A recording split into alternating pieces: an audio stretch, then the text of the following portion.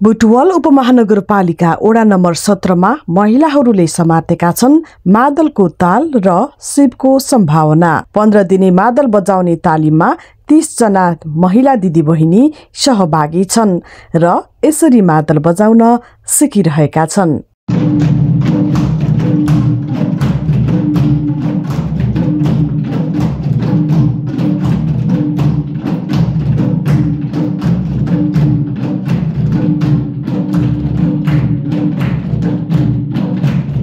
महिलाहरूको सांगीतिक सिप अभिवृद्धि तथा सांस्कृतिक चेतनाको प्रवर्धन गर्ने उद्देश्यले बुटवल उपमहानगरपालिकाको सहयोग र एकल महिला समन्वय सञ्जालको आयोजनामा तालिम सञ्चालन गरिएको सञ्जालका अध्यक्ष सुमित्रा नेपालले बताउनुभयो। एकल महिलाहरू हामी धेरै पछाडि पर्यो पिछडियो भनेर एउटा मादलको कार्यक्रम सिकम गरौँ भनेर 4-5 दिनमा सिकमला भने थियौं, तर लामो समय लाग्यो।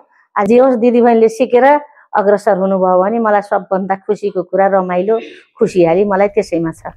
मादल झट्ट हेर्दा बजाउन सजिलो जस्तै लाग्छ, तर पहिलो पटक मादल समातेर सिक्न पाएकोमा खुसी लागेको छ। पहिले डर लाग्थ्यो, अब बजाउँदा रमाइलो लाग्न थालेको छ। अझै सिक्ने चाहना रहेको बताउनुहुन्छ प्रशिक्षार्थी कमला जैसी। मलाई जात्रै सिक्नलाई जात्रै रहर थियो, भएर आएको सिक्दै छम। मलाई एकदम राम्रो लाग्छ, अझै पनि धेरै सिकिन्छ होला जस्तो लाग्छ। घर पनि सिक्दै गरेकी छु। कीर्तनमा अब भनौँ न जेमा पनि बजाउन अघि सरमला भन्ने जस्तो लाग्छ के रे।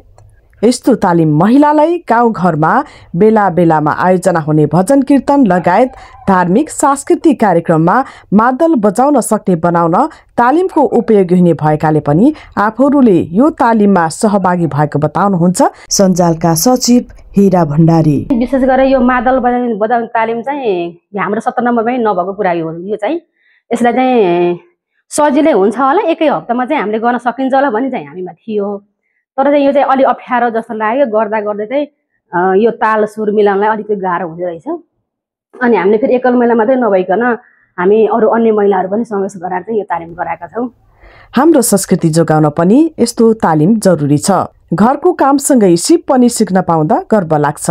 अब हामी साथीभाइसँग कार्यक्रममा पनि मादल बजाउन सक्छौँ भन्ने आत्मविश्वास पलाएको छ भन्नुहुन्छ प्रशिक्षार्थी टीका भुसाल। धेरै सिक्न पर्दो रहेछ।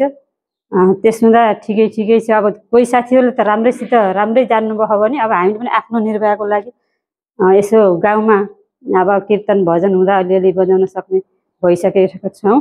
भन्न त अब शिक्षकहरूले सरहरूले भन्नुहुन्थ्यो 3 महिनाको तालिम लिँदा हजुरहरूले राम्रो हुन्छ भन्नुहुन्थ्यो, तर हाम्रो बजेट कम भएको कारणले गर्दा 15 दिने राखियो। यस्तै तालिममा वाद्यवादनमा धेरै कुरा सिकेको बताउँदै यसलाई पूर्ण बनाउन अझै यसको एडभान्स तालिम लिन चाहेको प्रशिक्षार्थी गीता अर्यालको भनाइ छ।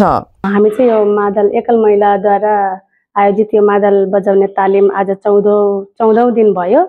यसमा चाहिँ हामी विशेष गरी करवा ताल अनि दादरा ताल, खेम्टा अनि सेलो अनि हल्का रतौली र तीज पनि सिकेछ। अनि झ्याउरे ताल गरेर सिक्दैछौँ हैन।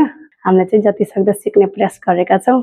विभिन्न समयमा शुभ कार्यमा महिलाहरूले पनि वाद्यवादनको सामग्री बजाउन जान्ने पर्ने भएकाले यस तालिम निरन्तर विभिन्न स्थानमा भइरहेको छ। पछिल्लो समय सांगीतिक संस्कृतिमा महिलाको सक्रियता बढ्दै जाँदा सामाजिक परिवर्तनमा समेत सकारात्मक प्रभाव परिरहेको प्रशिक्षक सुरेश सेन्चुरीले बताउनुभयो। यो पछिल्लो समय हरेक वार्डहरूमा अथवा समूह, महिला समूह, आमा समूहहरूमा यो मादल, हार्मोनियम, यस्तो पञ्चे बाजाको तालिम एउटा तालिमको लहर नै चलिरहेको छ भनौँ। यो मादल हार्मोनियम सिकेपछि फेरि हामी त्यसलाई अलिक व्यावसायिक रूप दिएर त्यो टोलीमा पनि जान सक्छौँ। यो अब जस्तै मैले धेरैजनालाई यसो सिकाएपछि उहाँहरू व्यावसायिक रूपले नै भजनमा अब लोकगीतमा होइन अब दोहोरीहरूमा बजाउन जाने व्यावसायिक रूपले त्यस्तो पनि गर्नुभएको छ।